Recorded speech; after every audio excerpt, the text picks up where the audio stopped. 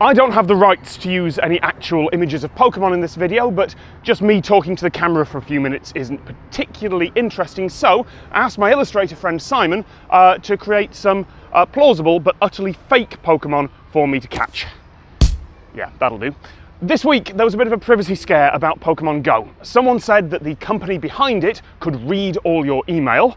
Someone else said no, they couldn't, and that was after doing a lot of research into how the app worked. And then the consensus became that while it was technically possible, it would require a lot of hassle on their part, and it was the result of a mistake, not some devious attempt to steal your data.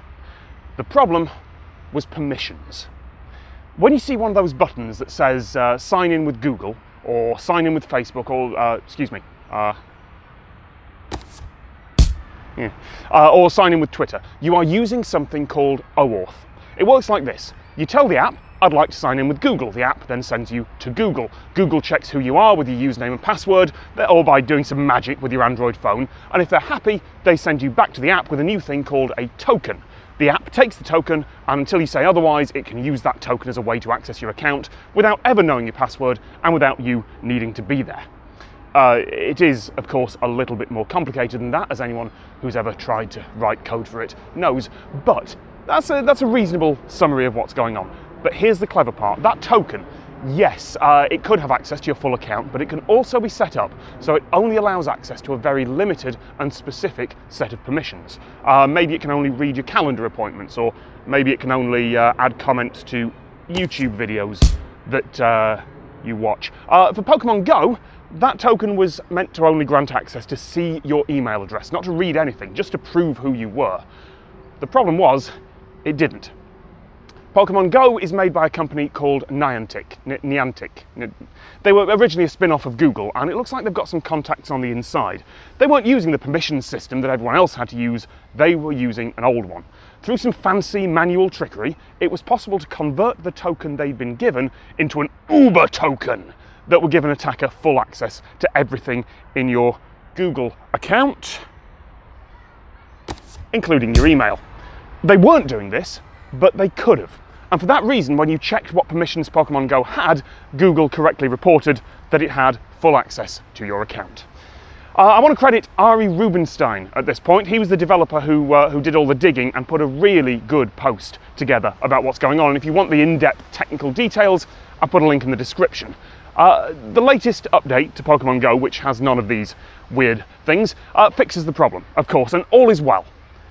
Or is it?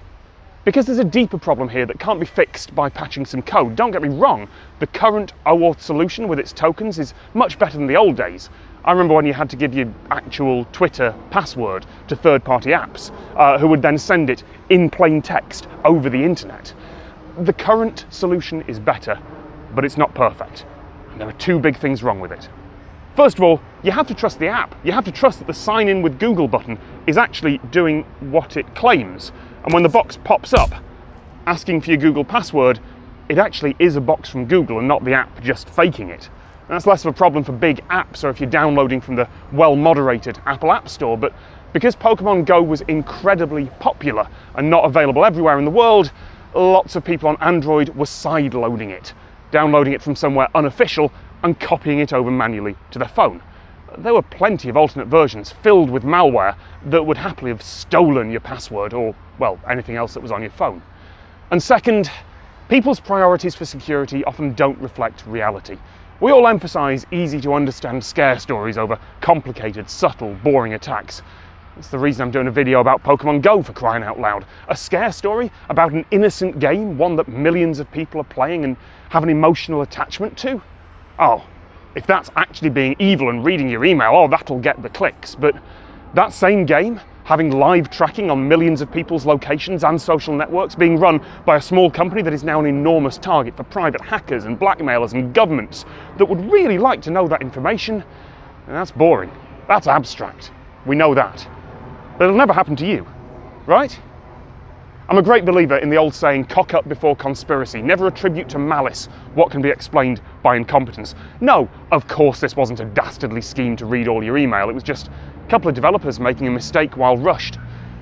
Let's just hope there aren't any more headlines caused by any other mistakes while you're catching your whatever the heck that is. I'm going to be away for 3 weeks on an expedition to the Arctic, but rather than abandon my channel for a while, I thought, why not get some guests involved? So, if you have a YouTube channel and you've got an idea for an amazing places or a things you might not know video that you could make and get to me before the 6th of August, follow the link on screen or in the description. I am particularly looking for people, styles or videos a little different from what normally appears here. So if you've just heard that and thought, oh, I'd like to do that, but I'm not sure I'd fit, I definitely want you to get in touch.